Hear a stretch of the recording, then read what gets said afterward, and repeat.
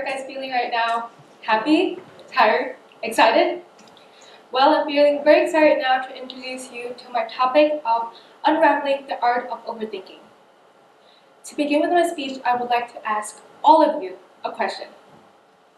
If you ever walk away from a conversation and find yourself replaying in your mind, please raise your hand.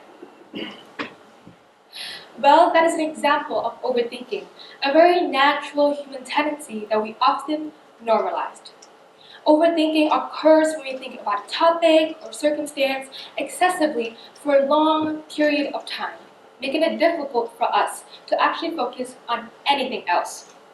And to be honest, I used to worry a lot about what other people thought of me.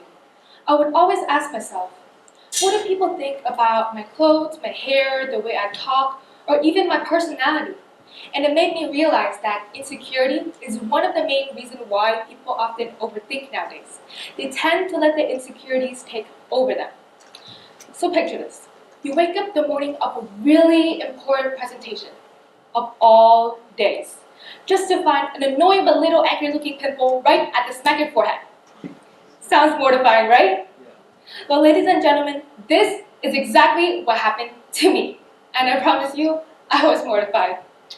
And even though I tried my best to hide it, I walked into school convinced out of my mind that everyone could see it. Though my friends, as sweet as they are, told me that they quote-unquote can't even see it. But did I believe them? No. The answer is simply no.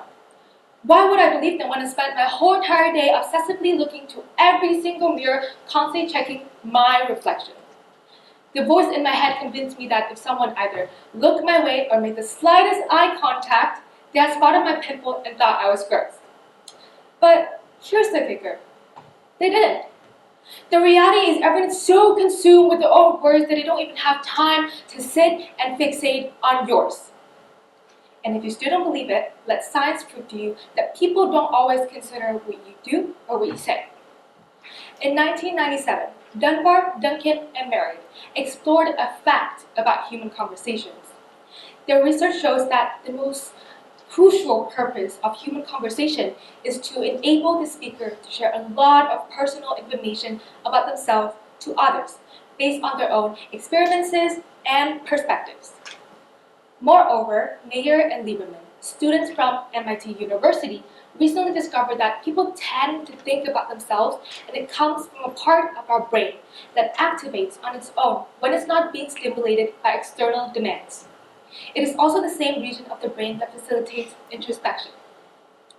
Therefore, it made me realize that whenever I feel judged, it's because I'm judging myself.